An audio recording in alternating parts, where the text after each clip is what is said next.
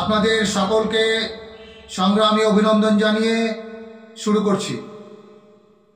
প্রথমেই মহামান্য আদালতকে ধন্যবাদ জানিয়ে বলি, আদালত রাজ্যের বঞ্চিত শিক্ষক ও শিক্ষাকর্মীদের দাবি আদায়ের লক্ষ্যে যথার্থভাবে আমাদের মতো ক্রিমিনালদের পাশে দাঁড়িয়েছেন।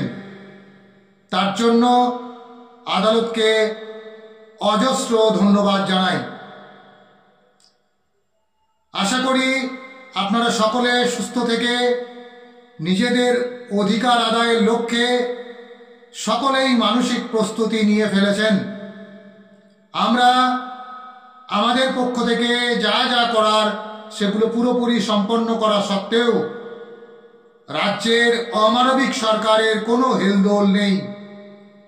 আমরা আমাদের দাবিতে অনড় থেকে আগামী 17ই নভেম্বর 2025 সোমবার লাগাতার অবস্থান ও ধর্ণা এবং সারা রাজ্যে কর্মবিরতির আহ্বান রাখছি। ওই দিন আমরা বিধাননগর পিএনবি মোড় থেকে মিছিল করে অবস্থান ও ধর্ণা মঞ্চের দিকে এগিয়ে যাব।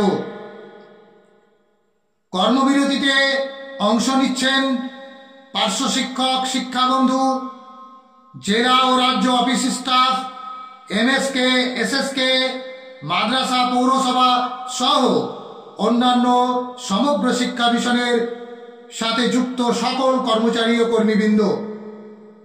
এই কর্মসূচিতে আমরা সকলের উপস্থিতি নিশ্চিত করতে আপনাদের অনুরোধ করছি। বন্ধুগণ, এখন শুধু সময়ের অপেক্ষা। তা সত্ত্বেও এই লাইভের মধ্য দিয়ে রাজ্যের মুখ্যমন্ত্রীকে শেষবারের মতো অনুরোধ করব, আমাদের প্রতি যে অবিচার করেছেন তা প্রশ্নাতীত। বর্তমানে আপনি সমগ্র শিক্ষার বেতন বৃদ্ধি কার্যকর করতে যে ফাইল তৈরি হয়েছে তার ছাড়পত্র দিন এবং বঞ্চিত প্রায় লক্ষাধিক মানুষকে সুস্থভাবে বাঁচতে সাহায্য করুন এবং সবার জন্য শিক্ষা সুনিশ্চিত করুন। সেই সাথে রাজ্যের সকল শিক্ষক সংগঠন ও তাদের প্রতি আমাদের পক্ষ থেকে অর্থাৎ অসহায় ও বঞ্চিত শিক্ষকদের পাশে থাকার অনুরোধ জানাচ্ছি।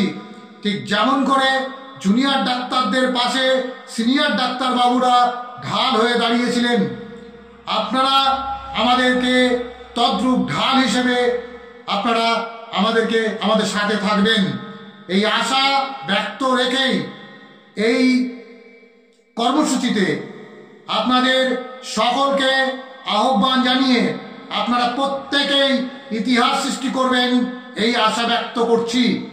আর সাথে সাথে যারা লাইভটা দেখছেন তারা অন্ততপক্ষে এই বার্তাটা ছড়িয়ে দেওয়ার জন্য সারা পশ্চিমবঙ্গে আপনারা শেয়ার করে বিভিন্ন জায়গায় পৌঁছে দিন এবং যাতে করে মুখ্যমন্ত্রীও এই লাইভের কথা শুনতে পান এবং আমাদের যে উদাত্ত আহ্বান, এই আহ্বানে তিনি যাতে সাড়া দেন সেই ব্যবস্থা করার জন্য আপনারা যথেষ্ট পরিমাণে লাইভটাকে শেয়ার, কমেন্ট এবং লাইক করবেন।